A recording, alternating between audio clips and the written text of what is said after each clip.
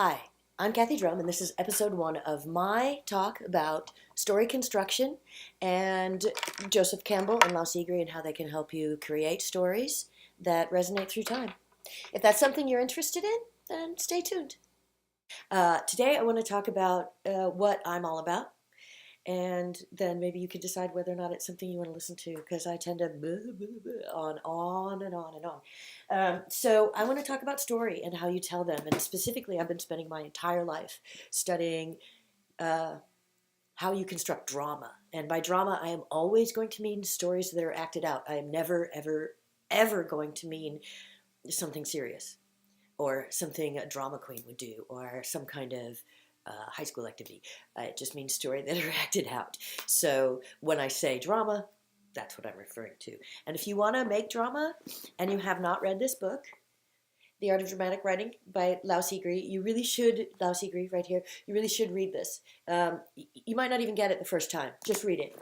And then get on with your life. Think about it. Things will come back to you. And then read it again. And then read it again. And again and again and again. And then maybe at some point it'll start to make sense to you.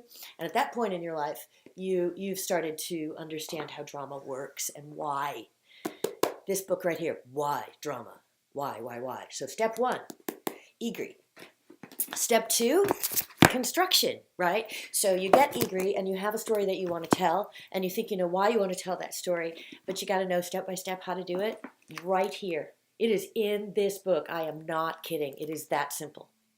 Joseph Campbell, The Hero with 1,000 Faces. If you're not familiar with Campbell, most people are, from a Bill Moyers interview that he did in the 70s that was insanely popular, 6 hours long. You can get it on video and in book form. What Campbell did was study stories, myth he called it, but really it's at its heart just stories that people have told over the years. And he calls them myth because myth has an archetypal substance to it that story doesn't have that relationship with. Because what he says is that dreams and stories, myth, are the same thing. They come from the same place. The very dreams that blister our sleep boil up from the well of dreams.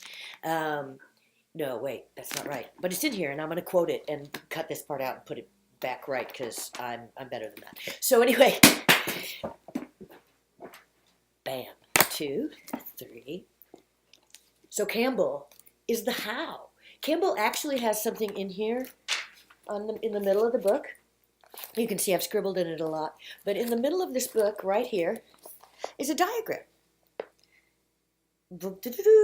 It's on page, in my version it's on page, I don't know, page, it's the very middle of the book, kind of, now just past the middle. And then after that, right here, right backwards from where I understand, okay, so right here is the explanation. It goes to the next page, right? Over here, the explanation of this. It says, the hero does this, then they do this, and they encounter this, and then that gives them this, and they do this, all the way from the very beginning of the story where the hero leaves his hut to the end of the story where the hero comes home with the cure for the thing that was bothering him in the beginning, or bothering his world in the beginning. Wow. Why this man is not worshipped as a god in the dramatic community, I don't even know. But I'm on kind of a quest for people to see what he's done here. Because this man is a prophet, really. What he did was he walked the earth and talked to every single person everywhere about what their stories are, where they came from, what they were about. And there's probably no story ever told this man hadn't heard. Oral stories and traditions from back in generation after generation. And he wrote them all down for us too. That's the cool thing, is that he studied them, he thought about what they meant. He also thought on a bigger level, like what they mean to us as human beings, and the what he calls the cosmologic cycle, and how we are a microcosm of a macrocosm. It's absolutely stunning.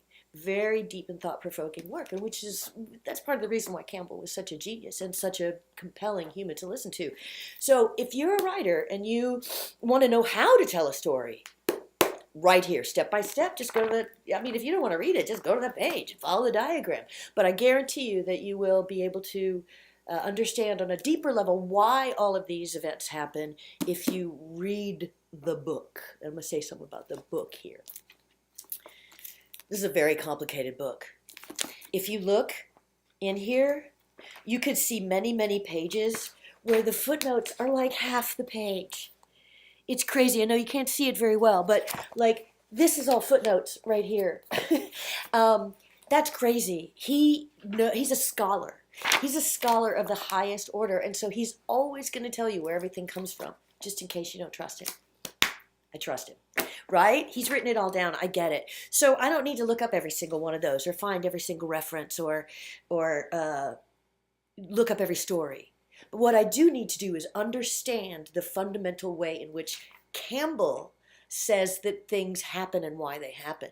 And the reason for that is because mixed in here in story after story of the Bodhisattva and Hindi legends and Shakti and any story that you can think of that comes from religion, myth, ancient Greece, mixed in with that are observations about why these things happen. So I always tell people, this is my thing about this book. Don't be afraid of it. When you get it, read the parts that interest you. Like start from the beginning and go, okay, he's saying apotheosis. I don't know what that means. We'll just read it. Skip the stories if you have to. Trust him. He knows what he's talking about. And then go back and read it again and read it again and again and again. And as you can see in my copy, it's funny, there's always less writing than I think, because I think I write so much in it, but I think there are certain sections I just write a lot in. You can see different colors of like pencil and ink, and there's red and black and different colors pencil, because I have spent many, many years, my copy, with coffee spilled on it, of course, everywhere, studying this book, because it is worthy of that study. And so just keep in mind that this book is like going to be your best friend if you're a writer. You want to absorb this book. If I could shove it right in my ear, I would. So what do I say? What am I saying here?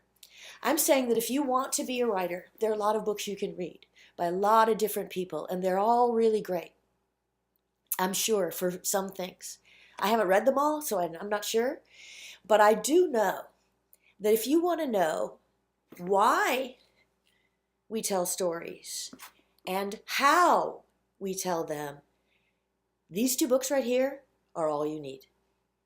And what I'm going to try in this video, in this series, is to talk about why I think these two books are the only thing you need, and how they work, and how they give writers, especially dramatic writers, because that's what Egri is talking about, the opportunity to create stories that travel through time.